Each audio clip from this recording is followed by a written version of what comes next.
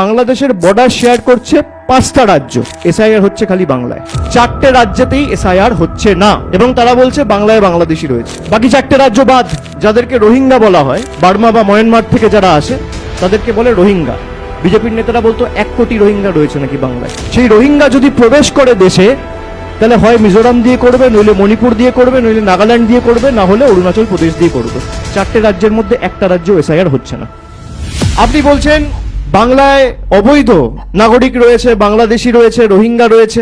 আমি আপনাদের খালি একবার ভারতবর্ষের ম্যাপটা দেখাই। এখানে যে রেড বর্ডারটা রয়েছে এবং সেখানে আপনারা দেখছেন মধ্যখানে হলুদ রঙের যে ম্যাপটা রয়েছে সেটা বাংলাদেশের ম্যাপ।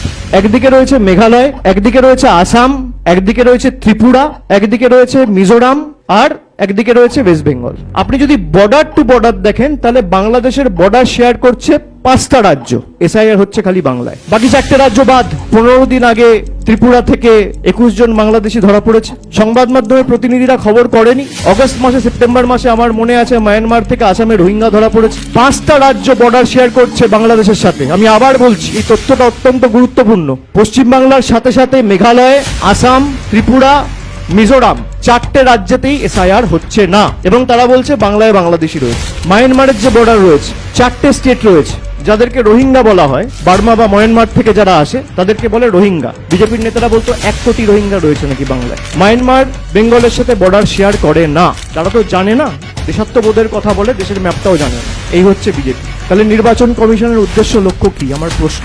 আপনি যদি বলেন যে আমার লক্ষ্য হচ্ছে বাংলাদেশি এবং রোহিঙ্গা ডিপোর্ট করা, চিহ্নিত করে এদের ফেরত পাঠানো, তাহলে আগে যেখান দিয়ে ঢুকছে আপনি তো সেখানে তাদের আটকাবেন বা প্রসিডিওরটা তো সেখানে চালু হবে। আমার প্রশ্ন, এর উত্তরগুলো তো ইলেকশন কমিশনকে দিতে হবে।